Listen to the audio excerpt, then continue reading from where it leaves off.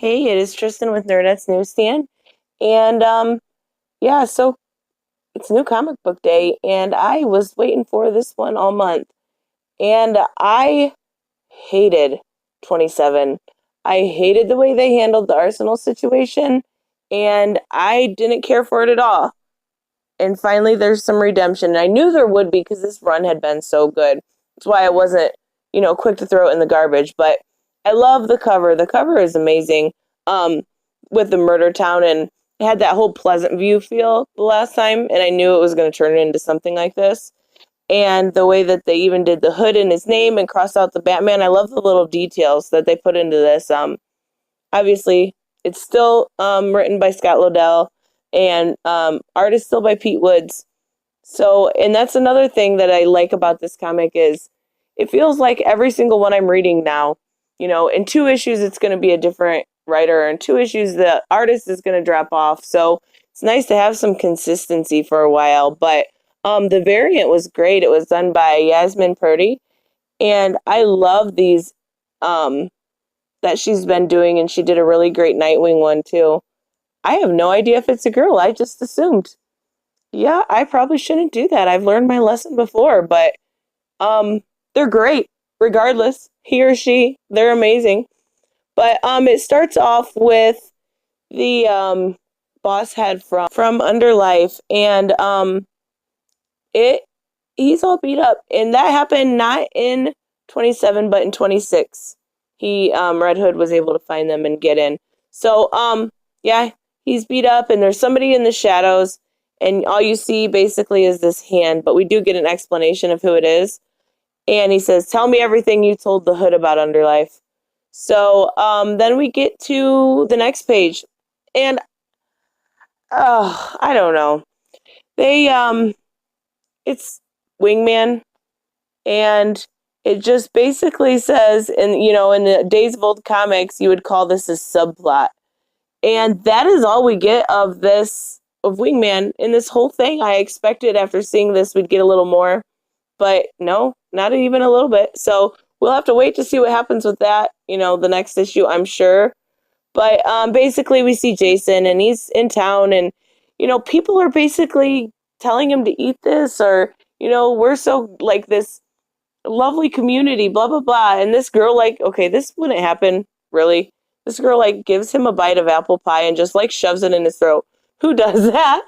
Nobody does that. But then he goes to this little like mom and pa stand, and they give him some cider, and they're like, we insist, basically saying, you got to take this. And at first I kind of thought it was going to go with the poison plot, but no. He goes to take a drink of the cider, and I love this. I love Pete Woods, period, but he's taking it, and you can see in the glass the reflection of him about to get shot. So he just gets, mobbed by an old man and an old woman at first, and then the whole town joins in, and it's really good. Like, the action in this is really well done. I really like how they do this, but they basically are kind of just trying to beat the ever-living hell out of him. They've got a bat and a sledgehammer, and then it's just black, and Jason goes out, and we see him tied up to, this cross, and he's got his mask back on, which he didn't before, but I'm not quite sure where that came from, but that's neither here nor there. We see this thing. I don't know who this is or what this is, but it comes up to him, and his hand is literally the size of Jason's chest, and it's crunching on him and beating on him, and Jason provokes him in order to get hit, so when he gets hit, that he'll fall back and he'll be able to break what he's on, basically. And so they just go at it. There's another really good action sequence here.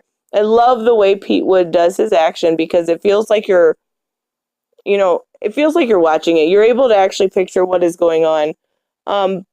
But we see, Jason basically, says, if it's going to be you or me, it's going to be me. So he takes a big, what are they called? Logs? Wow. Yeah, he takes a log, and he hits the ever-living hell out of him, and it basically breaks his chest open. and all this just nastiness spews out like these blue guts, and guts are not blue. I don't know what this thing is, but he's trying to figure out exactly what it is, and he gets a pitchfork to the back. And this is just such a good picture of Batwoman and Jason, and she's got it up to his back, and she's saying, hood woman. He says, you're far away from Gotham. He said, you're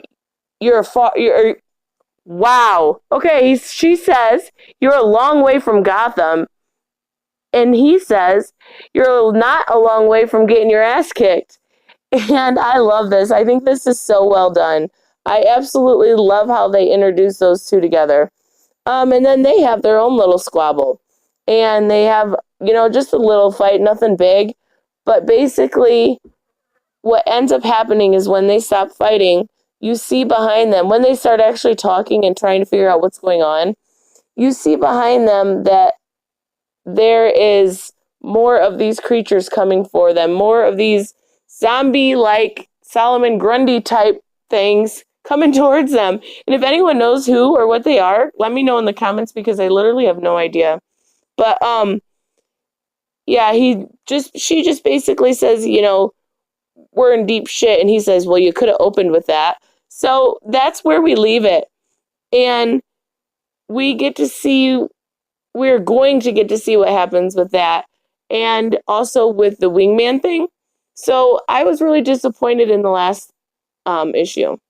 And I would say that it was just kind of a fluke thing, just because this was enjoyable.